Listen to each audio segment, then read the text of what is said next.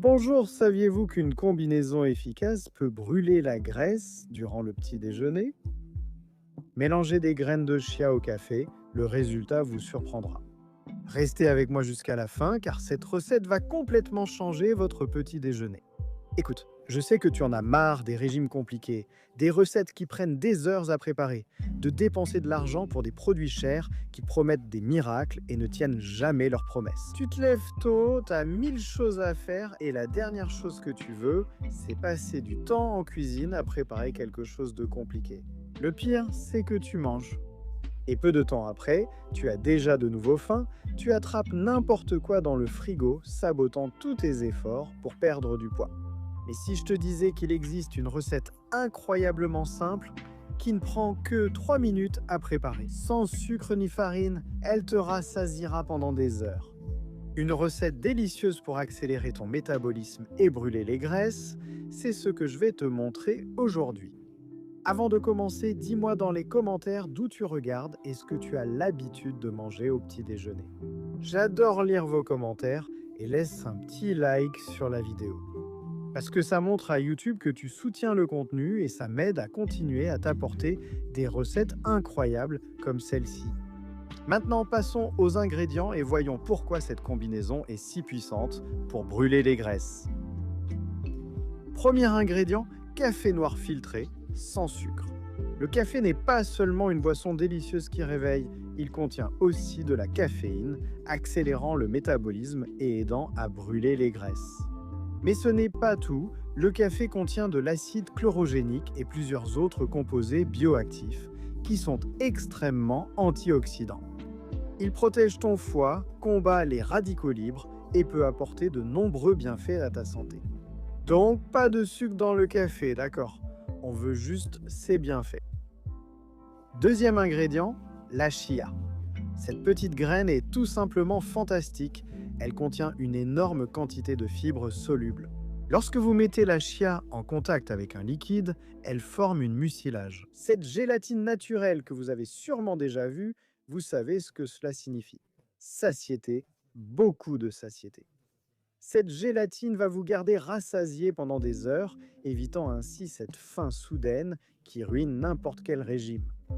De plus, la chia aide à contrôler le taux de sucre dans le sang, améliore le transit intestinal, prévient la constipation et est riche en précurseurs d'oméga 3. Autrement dit, elle est très anti-inflammatoire et le mieux, c'est qu'elle est très facile à intégrer au quotidien. Maintenant, nous allons parler de la graine de chia, spécifiquement si vous voulez garantir une chia de qualité. J'ai laissé dans la description de la vidéo une liste avec les marques et produits que je recommande et que j'utilise chez moi.